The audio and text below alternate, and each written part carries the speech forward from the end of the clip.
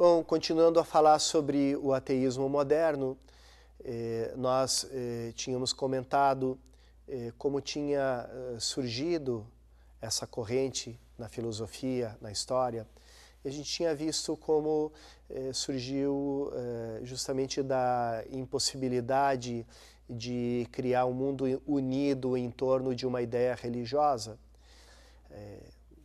Os filósofos, os pensadores se apegaram à razão, e justamente a razão que tinha emergido do desenvolvimento da ciência, da matemática, aquilo que a gente conhece como a razão moderna, tinham tido um grande ideal de construir um mundo modelado por essa razão. Esse ideal foi colocado à prova no século XX e a falência desse ideal foi completa. Então nós estamos numa nova época, a época do desencanto com relação a essa razão moderna. Essa época é chamada de pós-modernidade por muitos, também de modernidade líquida pelo autor Zygmunt Bauman. Enfim, não importa o nome, o que a gente tem é, por um lado, a acentuação de certas posturas da modernidade, como o materialismo, o individualismo, e por outro lado a gente tem uma postura completamente contrária da modernidade, uma postura de ceticismo nas respostas que a modernidade tinha tentado dar para todos os problemas do ser humano, para todas as interrogações do ser humano. Então, o que a gente assiste hoje é uma crise do sentido, a ausência de um sentido da vida, aquilo que depois de Nietzsche foi denominado o niilismo. Um filósofo atual chamado MacIntyre fala do naufrágio da modernidade. É como se a modernidade fosse um navio que estivesse indo para uma única direção. De repente esse navio naufraga e ficam os pedaços desse navio boiando, flutuando no mar. E as pessoas que estavam dentro desse navio ficam se agarrando a esses pedaços, mas não vão a lugar nenhum com eles.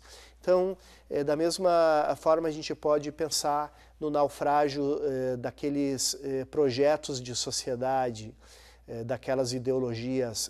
As pessoas se agarram em partes daquele projeto, mas elas já não vão a lugar nenhum, elas se agarram a esses fragmentos de um discurso ideológico, mais por uma questão de sobrevivência, de se manter agarrados a algo que faça um mínimo de sentido para elas, do que propriamente para construir algo que dê um sentido total para a sociedade.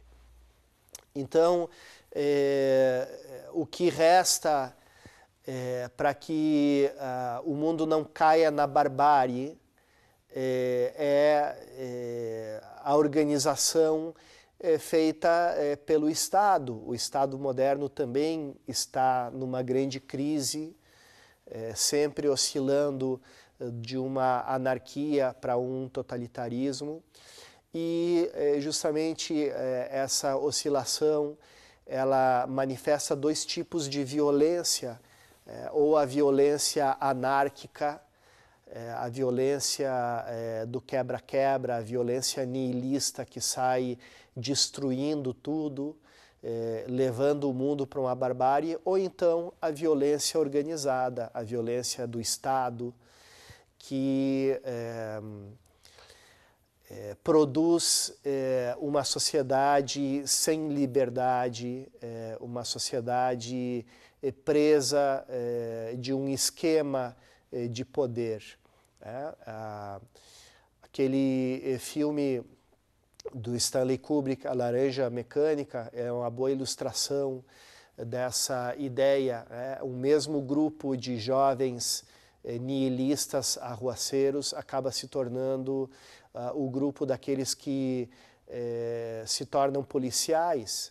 Então, eles protegem a sociedade com a mesma violência, com o mesmo abuso com o qual eles antes cometiam os crimes deles. Bom, todo esse panorama que a gente viu, ele traz de novo a exigência de colocar para o homem as primeiras perguntas outra vez. Quais são essas primeiras perguntas? Qual é o sentido de tudo isso? Qual é o sentido da vida? Qual é o sentido do universo? Qual é o significado da nossa vida? Então, a gente pode concluir esse bloco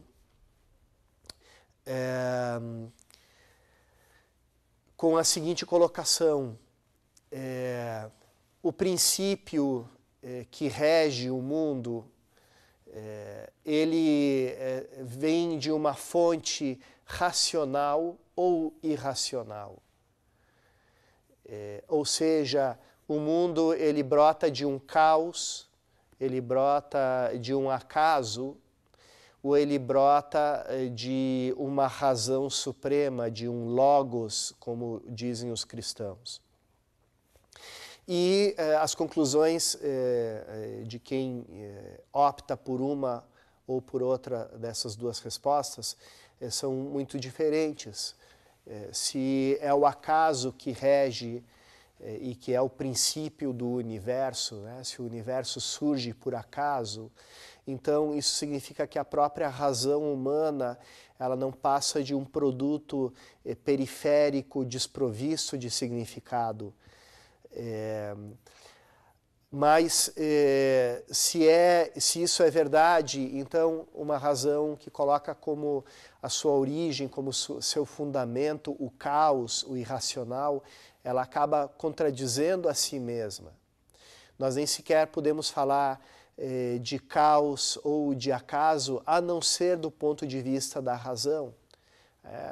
Os filósofos e cientistas que falam do caos, do acaso como o princípio de organização do universo, estão tratando o caos e o acaso com categorias racionais. Então, de alguma forma, eles entram em contradição.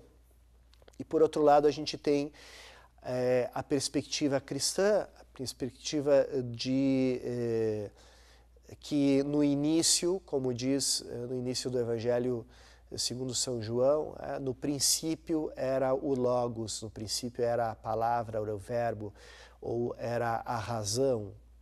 Então, se o princípio do universo, o início do universo é racional, então a nossa própria razão pode ter a confiança de não entrar em contradição. Bom, com isso a gente termina esse bloco.